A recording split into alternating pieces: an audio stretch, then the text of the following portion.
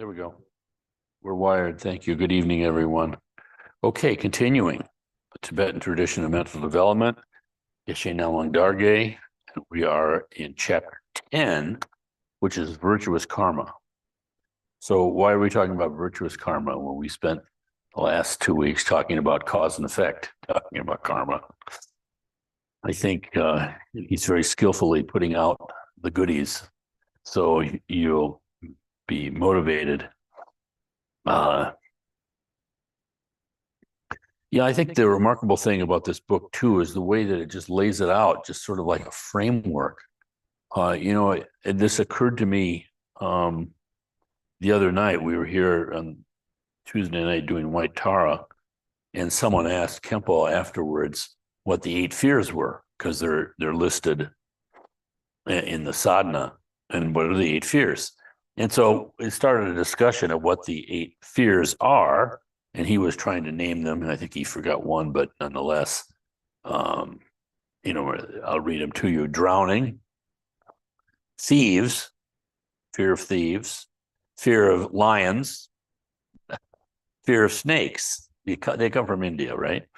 Fear of fire, fear of spirits or flesh-eating demons, fear of captivity or imprisonment, and fear of elephants. So those are the outer ones, right? And what struck me in our conversation is that, Kempo is so classically trained as what? A Tibetan Kempo. And who do they teach? They're teaching Tibetan lay people, basically, and monks. But the difference, between Tibet and America is Tibet doesn't have to be convinced of the efficacy and the value of Dharma. It's just sort of they're starting there. It's like us sitting in a physics class. The professor doesn't have to spend any time getting us to believe in the scientific method or getting us to believe in the results of experimentation. We have all these kind of shared beliefs. And that's a good thing, that our culture has imparted in us. But so similarly for the Tibetans, they're that way with Dharma. So when the teacher is talking about the outer fears, these 8 fears, they came from India. There aren't too many elephants roaming around Tibet. But nonetheless, and I think similarly with snakes, Tibetans don't have a problem with snakes. They don't have any lions. They got snow lions, but that's not the same thing. There isn't a fear of snow lions. But the ordinary Tibetan knows that whatever this outer Dharma is that they're talking about is valid in the sense that it leads to deeper understanding, inner understanding, secret understandings, secret most understanding, realization. So that's just kind of hardwired in them. And they know that by practicing the Dharma, they're on the path, even without, like a profound kind of understanding. Whereas in America, with the people who are listening on Tuesday night, and suddenly we're talking about snakes and elephants, and Kempo was kind of in a happy mood talking about the destruction that elephants can do, even in urban situations in India, because he's lived in India. You see that from time to time. You'll see some YouTube video report of some elephant, for whatever reason, chasing people around some Indian village and what the damage they can do. But these are all linked to inner fears, inner experiences. And this is truly what Americans more are, because we're here usually because of psychological things that we're experiencing, wondering about, wrestling with, whatever. And so, for instance, this is from, I believe, my old brain, Contemporary Lama's book, which I've forgotten his name, sorry. So how are they linked? Well, drowning or water is craving or attachment. And thieves is wrong or false views. And this is not just, poetical things that some Lama made up. I mean, if you go back to, say, forgive me, my old brain, I'm forgetting all these names. A Chinese Pure Land master, Seng Tao, I believe, like in the 500s, somewhere back there. And he has this wonderful image of the river that's on fire and is also agitated. So crossing that.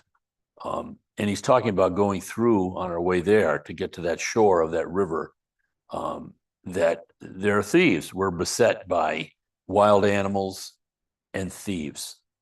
And the wild animals are all our afflictions, have the ability to hurt you like poison or something. Whereas the thieves are wrong view of just seeing things the wrong way. So this is probably taught by the Buddha way back. So this isn't just made up, but rather is kind of very solid in the tradition. But nonetheless, the thieves, we have a fear of thieves, is wrong or false views. The lions is pride and arrogance. The snakes, envy or jealousy. Kind of fits, doesn't it? Then fire is hatred or anger. And isn't that the truth? Hatred is so fire, hot, immediately, powerful, and so wildly destructive instantaneously. Then spirits or flesh-eating demons is doubt. Doesn't have an inner truth ring to it too. The doubts that we have are demons. Captivity, fear of being in jail or imprisoned, is avarice and greed. And then delusion or ignorance, the elephants represent delusion or ignorance. So these correspond, the outer correspond to inner meanings. And of course, it gets subtler and subtler. But it just struck me the difference that you hear, this kind of the strength of the Tibetans, their kind of natural kind of confidence. But of course, that can be kind of an obstacle too. It can be kind of a complacency. Whereas for us, our not having that fundamental faith, we have to develop that by investigation and by practice. It naturally grows from our experience. But at the same time, our kind of questioning is actually a plus. So none of these things are good or bad in themselves. But tonight, continuing with these kind of classical, framework teachings. The Geshe is talking about virtuous karma. Just a short chapter on it. Virtuous karma is not accumulated simply by refraining from the 10 non-virtuous acts. One must actually develop the intention to totally abandon all unvirtuous action. So that's very interesting, because you see how the power of mind, it gets down to motivation. If we're just merely not doing, there's a benefit there too. But if we're not doing with the intention of abandoning all non-virtuous action, you can see that has more weight, more powerful in training the mind. In completely refraining from any of the 10 non-virtues, there are again 4 aspects. So this is similar to purification. First, recognition of an object, contemplating the results of an unvirtuous deed, leading to the intention to refrain from it. Then 3, the actual act of restraining yourself from the deed. And 4th, a firm decision to refrain from the act in the future. He says, for example, in refraining from killing, there would have to first be an object other than oneself, then contemplation on the effects of killing, that is, followed by actual restraint, and finally the firm decision not to take life in the future. Again, in restraining oneself from stealing, must first be an object that is not one's own, then contemplation on the negative results of stealing it, followed by the effort of restraining oneself from stealing it, and ending in the firm decision not to steal in the future. And for the other non-virtuous actions, those 4 steps are similar. The practice of restraining oneself from the 10 non-virtues is the most practical of all the Buddha's teachings. And it is this practice which determines one's future, giving both temporary and ultimate joy. The wisdom of hearing and contemplation is the only door to Dharma practice, and the measure of true practice is renunciation or non-attachment to samsara. The quintessence of the Dharma is the practice of method and wisdom, and the practice of those two is essential for any undertaking. So method and wisdom, these two wings, and method is often said to be compassion. So wisdom with a capital W and compassion with a capital C. But partly here is a language problem, because we put that capital C on it to prevent a certain kind of misunderstanding. It's not just the emotionality aspect of compassion. Many different kinds of compassion, you might say, or many different levels of compassion. So I think it's helpful here to think of compassion as method, skillful means, upaya.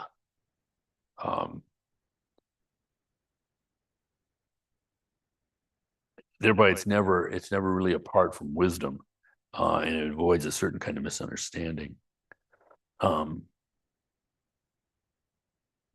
quintessence of the Dharma, again, is the practice of method and wisdom, and the practice of those two is essential for any undertaking. The Tibetan word chu, or dharma, means to cut the fetters of delusion, cut the karmic ties to samsara. Restraining oneself from the 10 non-virtues is essential in developing means, method, and wisdom. If one is able to refrain from the 3 mental vices, the 3 of body and the 4 of speech, if you can refrain from the 3 mental vices, the vices of body and speech will be easily avoided. So mind is the king. If one's mental activity is under control, it's good to live in a populated place, for this leads us to love and compassion. Further, such an environment offers situations in which one's anger may be aroused, thus giving one the opportunity to apply the 4 opponent powers and to develop the virtue of patience. But without this mental control, it's better to live in seclusion. The beginner is like a rabbit, and his delusions are like an elephant. So his remedies for delusion are very weak. If one lives as a town dweller, it is important to check one's motivation before going out and to watch for the craving that arises as one walks around town. There are 3 results from refraining from the 10 non-virtues.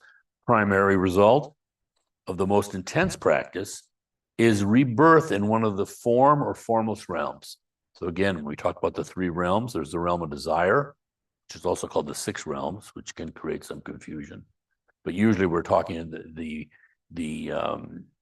wheel of samsara tanka, for instance, is showing the realm of desire. Everything in there is marked by desire, wanting something. But the realm above that is the realm of subtle form, simply called the realm of form. And then above that is the formless, arupa, without form.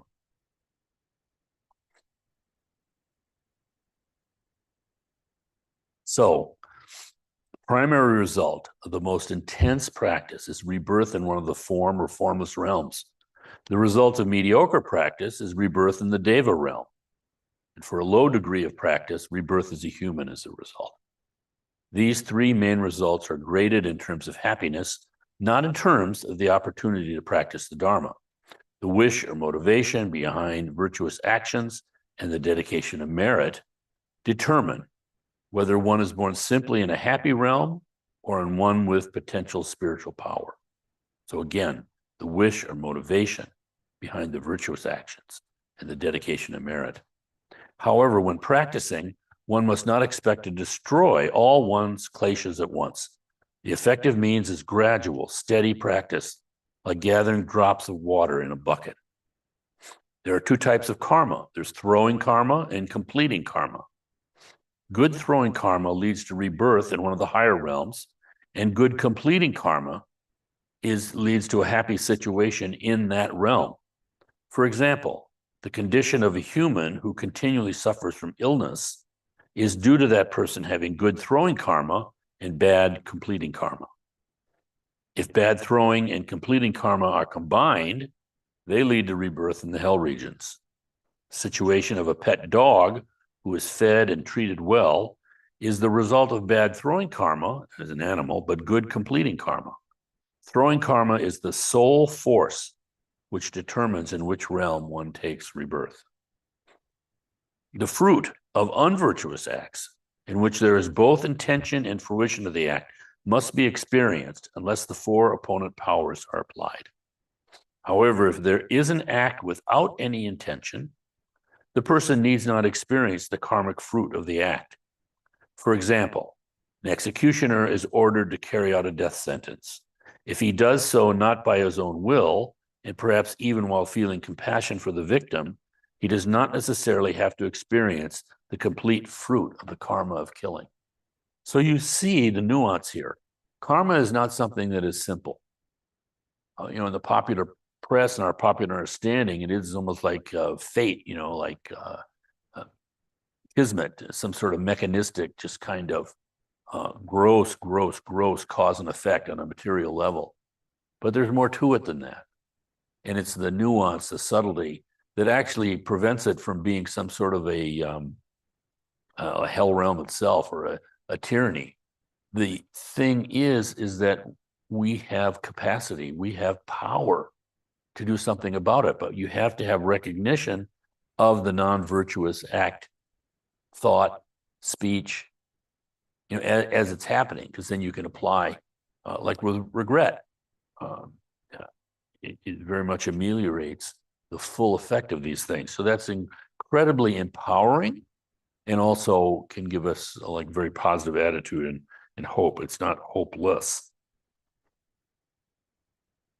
There are three further kinds of karma. So he's talking about throwing karma and completing karma. First is the karma of which the fruit is experienced in this life.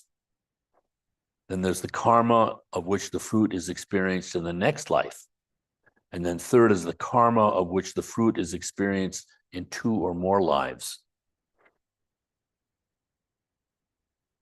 And then he says, in order to attain higher states of existence and to help others, the following 8 qualities are very beneficial. And I'll read them quickly and then we'll go through them. Long life, pleasing physical appearance, birth in a race or caste which is highly regarded by society, wealth, always being truthful, power and fame, a healthy, able body and mind, and strong willpower. So I think this is helpful because we see that these positive qualities in that, we don't have to try to pretend that some of these are negative or that you have to feel guilt for having any of these positive things in your life. Again, it strikes me so much that, this idea of emptiness is just sort of being this big vacuity is wrong. You can't really say anything about the ultimate state beyond concept, of course. But if we had to say something, it's positive. It's like all the conventional dharma is skillful, because with us at our current level of understanding, lost in dualism, attached, clinging, ego clinging all the time, there's still a path. There's still a way out. Using our propensities there, instead of trying to make them go away, we do what we have to do, but we change the motivation to be something broader than, just getting food in my mouth at the moment. And even just food in the mouth, when it's for your own liberation, as opposed to just sensual pleasure or just not thinking about it at all, the mind not engaged, there are things we can do. So the first one, long life, again, 8 qualities that are beneficial. Long life. This enables one to attain one's own goals and help others. One needs a long life in order to take full advantage of a fully endowed human form. So it's important to take good care of one's body. Long life. We hear this as American and we think, 105 years old, but it's speaking, to a more idea of an effective, that your training goes on, because it's this training, it's the continuity. There's an accumulation that's happening. And this is really important. Even if we don't experience it as that, that's happening in the mind. The propensity of the mind, the habit. Pleasing physical appearance. People are immediately attracted to one whose appearance is pleasing. Thus, such a person is in a better position to offer help. Third is birth, in a race or caste which is highly regarded by society. Others listen to such people, whereas they might ignore a low caste person or even one who is very wise. And isn't that the truth? I love these stories of Vajrayogini appearing as a very ugly woman. This real test for Naropa, because we're so kind of blinded by these things. But on the other hand, can be used. Can be used. Wealth. This has to be used to help others, as people require food and clothing before they can learn and practice the Dharma. So yeah, if you're always, I think we're very fortunate as a society, when you see some of the suffering in other lands or other historical periods, we have some advantages. Always being truthful. This increases the effectiveness of one's speech in guiding others. There's just a certain kind of, these are qualities that you can't really put your finger on someone else, but somehow people find themselves just more easily giving credibility to the words of one person, even sometimes people that they don't know. This is like the karmic momentum or force, which, we're sensitive to as human beings, even if we are not always a recognition of it. 6, power and fame. A person with these attributes has a greater influence over others and thus can effectively bring about changes for their benefit. For example, a king can cause monasteries or stupas to be built. So I think of some of the wonderful things that some of the, donors I've seen over the years, able to do some remarkable things. Really wonderful. It benefits many people. I think of just the, having seen the site of that stupa that Garinpoche built at the Darshan Buddhist Institute. You just have a vivid sight of it, and it's there in the mind. You can use it. Then a healthy, able body and mind. Such a person can follow the instructions of their guru by attempting and achieving goals which others would not strive for, attain enlightenment in one life. Strong willpower. Having this, one will be content while following any practice and have the ability to live alone in a cave if necessary. These 8 are not necessarily for the attainment of enlightenment, but they do make progress faster and one's acts more effective. Having them or not is like the difference between traveling in an automobile or a cart. If one lacks these qualities in this life, their causes should be recognized and one should practice accordingly. And here are the causes for these eight: long life, pleasing appearance, birth in highly regarded race or caste, wealth, always being truthful, power and fame, a healthy, able body and mind, and strong willpower. So again, these are linked. So what are the causes? So the cause of long life is restraint from killing and helping others out of their troubles, such as being a doctor or a nurse is a cause of long life. And the cause for a pleasing physical appearance, patience, and such acts as repairing religious paintings, statues, temples, and so forth. Third, this birth in a race or caste, which is highly regarded by society, that's caused by humility, overcoming one's pride and respecting one's elders. Then wealth is the act of charity and making offerings is the cause of wealth. And always being truthful, the cause is the restraint from the 4 unvirtuous acts of speech. Power and fame is combining humility with the use of one's power to the fullest extent for the benefit of others.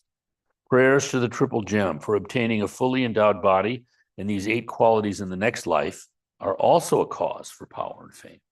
But interesting here, isn't it? Combining humility and using one's power.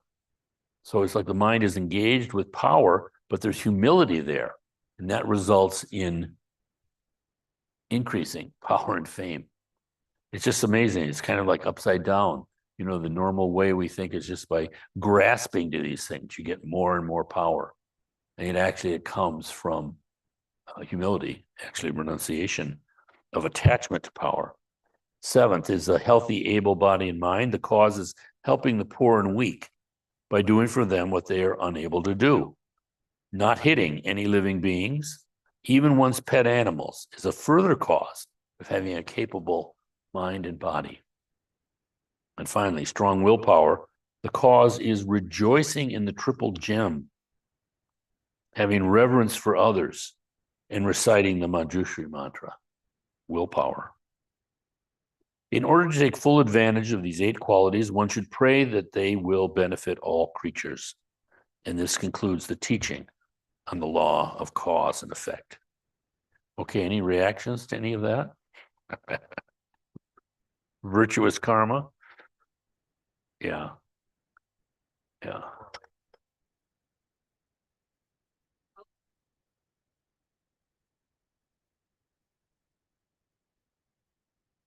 Yeah. Yeah. This is what you need. This is what you need to do. Yeah. And then at the same time, you get the feeling of how it has kind of this underlying principle. I mean, again, it all comes from the abandonment of self-clinging.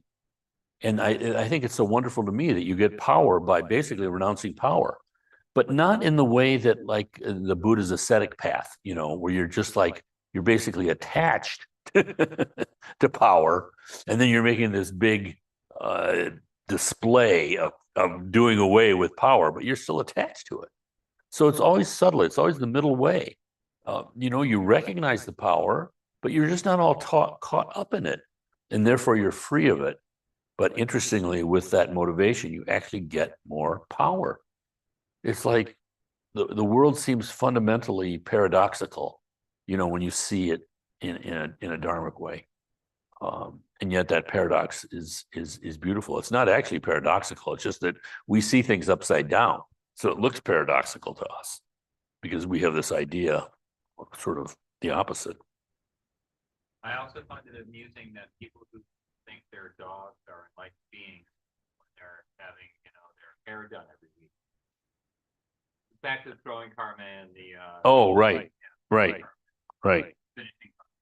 Yeah. Just like I'm like, well, they're lucky, but they're dogs. Right, they're still dogs. Only cats. Right. So amazing. I feel the same way, Steffi, is the specificity. Yeah. I mean, you notice, you know, like sometimes you come across, you see people who are geniuses, you know, and can be scientific. We see it a lot there. But what always strikes me is the specific level of knowledge that they're on. It's like this combination of this kind of wisdom, this broad understanding, but right here, right now, you know, it's not just conceptual floating around with aren't these wonderful giant ideas. So I remember, who was the guy, Dave, you remember the name, that physicist who, Feynman, what was his name? Yeah. Yeah, he was, when the Challenger blew up. Yes. Yeah. Yeah. That's what I was struck by, again, the specificity of his knowledge, because they had this congressional hearing or something about why did this thing blow up, and he showed this one rubber gasket, you know, what it did, a little hole there for some reason, freezing and reheating when it was sitting on the pad, something like that, launch pad, and so a little tiny crack and this gas was streaming out and, you know, ends up. But it was the fact that he had it in such a detail. And actually, I've seen that with like brilliant lawyers too, which is not me, but you see again how they know just the mechanics of something, you know, just down. And of course, that's how things work. And this just strikes me with bodhicitta. You know, for many people, we don't understand this level of nuance, this level of specificity, this level of just clarity. Just do this, do this.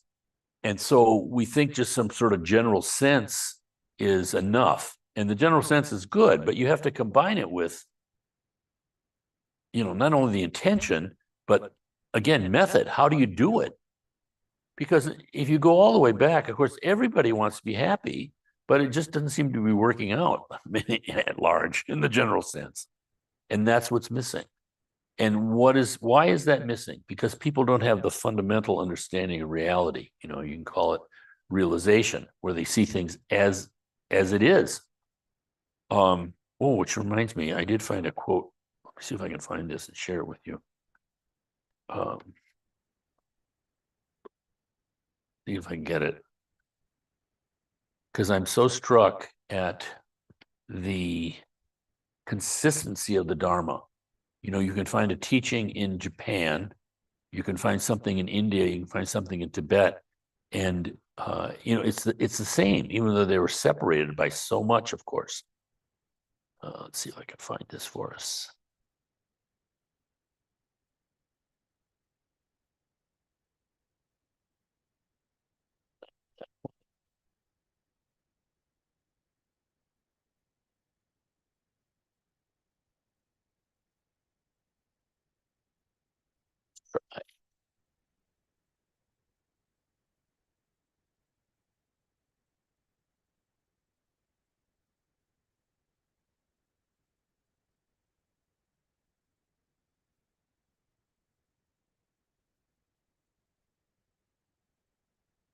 All right, here we go. Try this.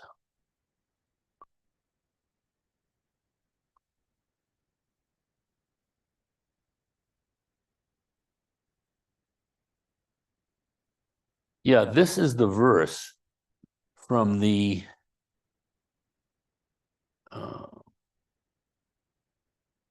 it's up a little bit so my old eyes can read it. So again, the founder of Tantric Buddhism in Japan,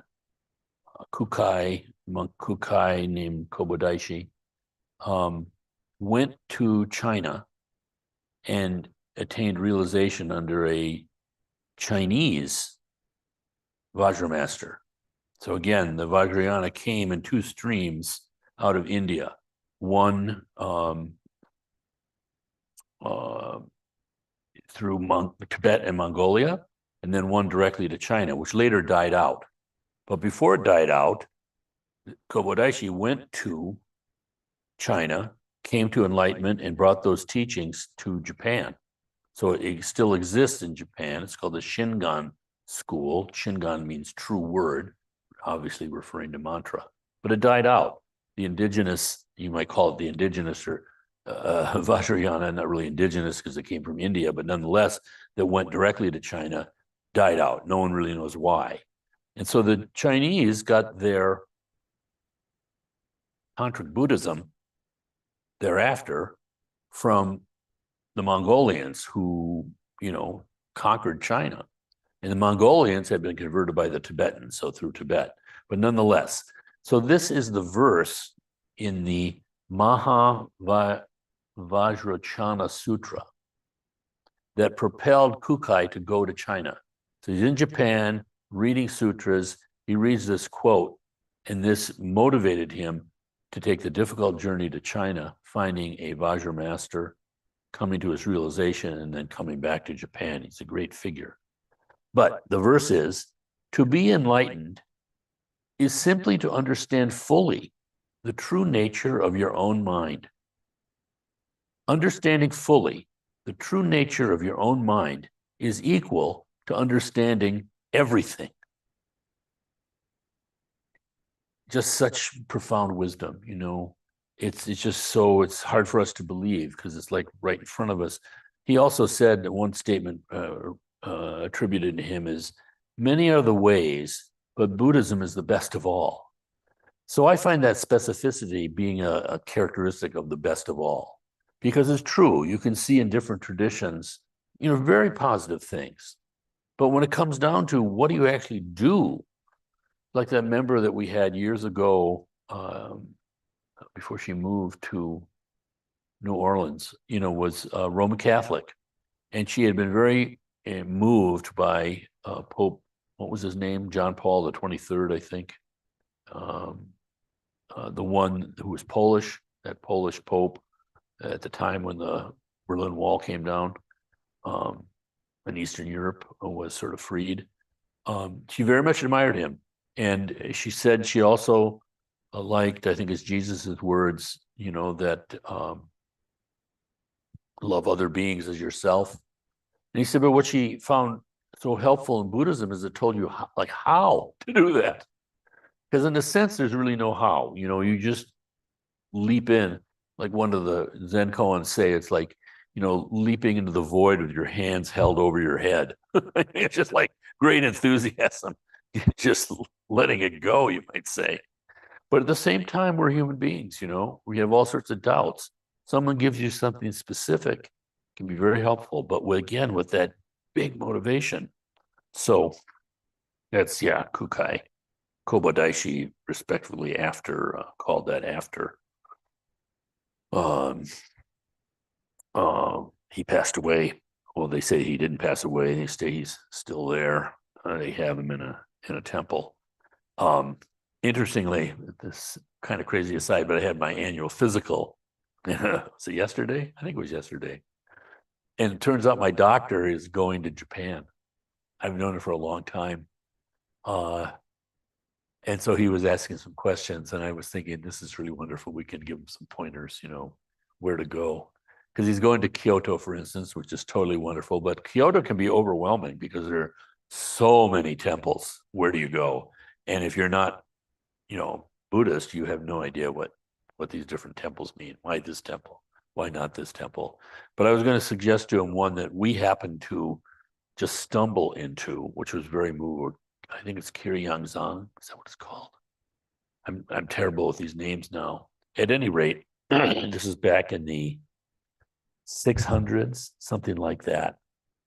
There was just a monk, like a yogi, and he was off in the mountains, and he found this wonderful spring, and it seemed like a very holy place to him.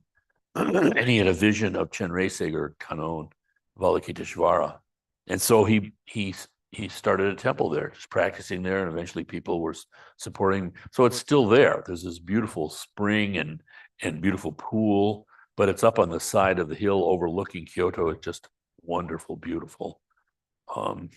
So I thought we'd give him some pointers, you know. I could like that. Yeah. Yeah, I have to find it. We had a verse when you go to these Japanese temples, they give you a little like a memento. I mean, it's part of the ticket. You buy a ticket to go in because they're big tourist spots. But some beautiful verse. I'll have to find it for you because I saved it somewhere. You know, again, this just simplicity and yet the profundity of it at the same time. Always wonderful. So yeah, these are the specific things. And interestingly, it's often the specificity that people react against. You know, we're very funny as human beings. It's like we don't want to quite give it up. We're afraid that you're going to do some sort of blind faith kind of thing. And yet when I think of how naturally we will take a leap for something in a materialistic way, I mean, even driving is like that. I mean, sometimes I'm driving around and I see all these huge machines zooming around, you know, we're all close to death all the time. And yet we never think about it, you know, because we know the advantage I'm going to get from here to there. So therefore, well, you got to take some risk. So you don't even think of it as risk. Wow. Wow. And yet we have all sorts of doubts and hesitations for our own liberation. I mean, samsara is really cruel. We're really in a tough spot. The good thing is that it's just habit of mind. Also, the doctor yesterday, I saw these charts, you know, causes of death in the United States. They had a big circle for cardiac and circulatory things, you know. Then the next one down is cancer, tremendous amounts of death, and they go all the way down. And it was shocking to me because there are more people that die of suicide, I think, than like drug overdoses and drug problems. And that, Suicide, but well, I don't know how they divide that up. I wasn't reading the fine print. But it just struck me, how, yeah, the amount of suffering that's out there that we don't see. I'm always amazed at all the ads on TV, they're so completely unreflective of the world that I know. I mean, the way that the people appear and the way they're dressed and the way that they're interacting, everyone's having all this kind of fun. And they give me while they're advertising the drugs, right? And they say side effect is suicide. And I'm like, what? They have this beautiful, right? Beautiful music going on, and they're showing you sunsets, and they're talking about the side effects. They're listing all these things, like oh, oh,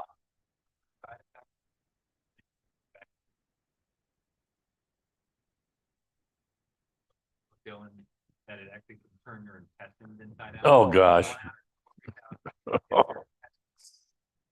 Yeah, that's not good enough. Not good enough. Yeah, I'm just so impressed that's also, so I also swing away from that where I want to avoid all of that. Okay, so Uh-huh. you're not supposed to You can do what you need to do, but you're always developing the motivation. If it's helpful to me right now to stay away from all that stuff, like you said here, it's great if you can live in a town. You have so many opportunities for patients, and real attempts to help people. Yeah, even just such a little way. But if you can't, better to be in seclusion. Of course, that works in our daily life too, because sometimes I'm out in town, sometimes I'm just sitting away, my own kind of seclusion.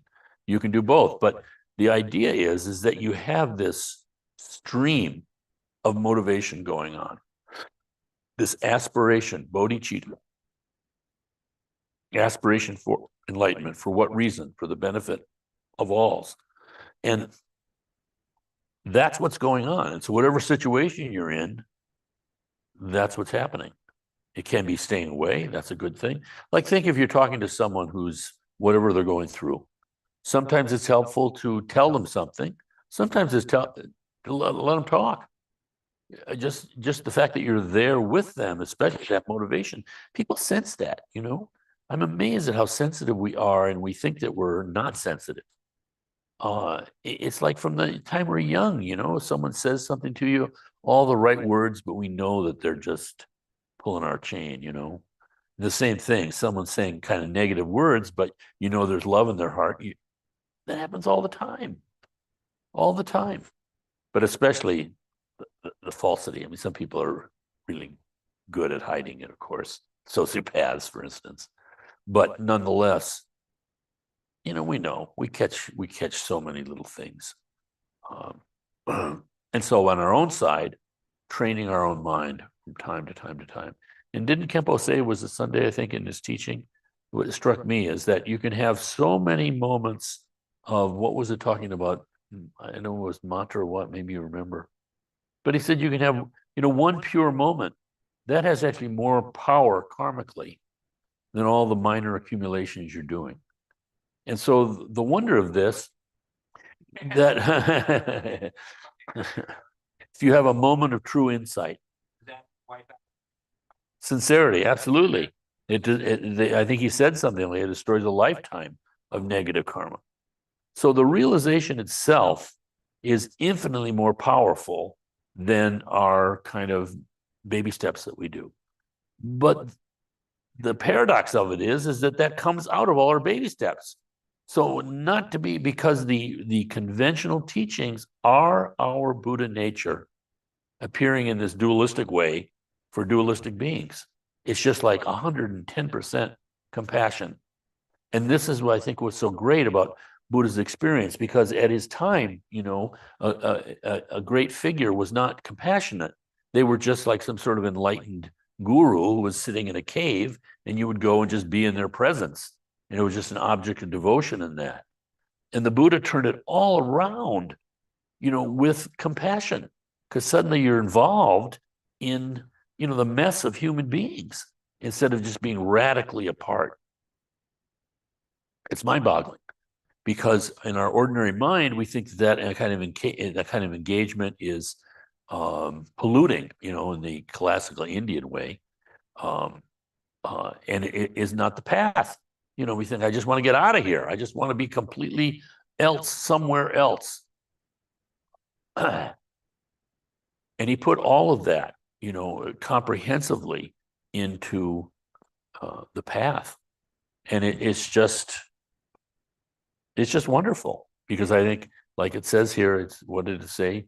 Buddhism is the best path.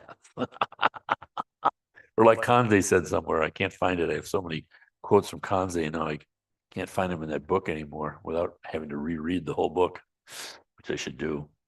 But he said something like, I find the view of Nagarjuna and Dharmakirti and Chandrakirti to be the least wrong. There's immediate humility in that. Instead of, I got the truth and I'm going to hit you over the head with it. Yeah. Again, it's so funny because I was just talking again with Josh, the super intellectual who's using ChatGPT to tell me about how he came up with like 12 colors now. Uh-huh. Like something that can't be thought of.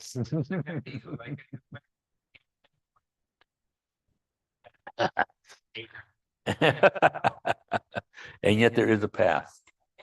How wonderful is that? So we can habituate ourselves. Right. I know.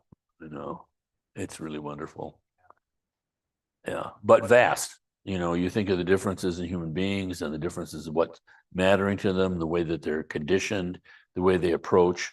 And what blows my mind about the Dharma is its comprehensiveness, is that as long as there's that faith that the Buddha wasn't mistaken, he wasn't crazy, and that he realized what we call Buddha nature, and that you can too, that this is something that all sentient beings share, so to speak, then it's like everything is possible.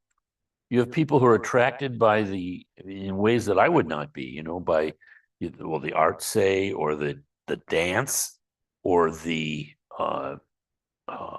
I don't know. You can go through so many different ways. I learned, for instance, that talking to Abu, how he comes every year and we do this Vajrakalaya Torma. And he pointed out that he can recognize, you know what monastery, certainly what tradition it comes from. But then even within that, there are so many tormas and traditions that you can tell which monastery a particular Vajrakalaya Torma comes from. So there's just this vast, this vast tradition that's come down with all this kind of learning inherent in it.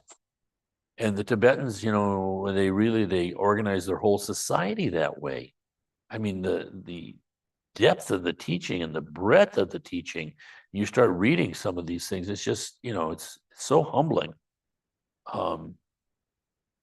But the bottom line of that is that there's something for everybody. There's something for whatever makeup you have. And as that changes, as you practice, you can start out needing something, even attracts you to Dharma. And then eventually it's something else, a certain different flavor or something. But there's only one taste. It's just amazing. So, all right, forgive my ranting and raving tonight. Oh, yeah, we're all very fortunate. Okay, so we dedicate the merit from this evening to all motherly sentient beings. May we never stop until each and every one of them is free and we have paid back our debt of inconceivable gratitude. And in doing this, we please the Buddhas, we please the gurus, we please all of the enlightened beings. May each and every one of them bless us. Okay. Okay.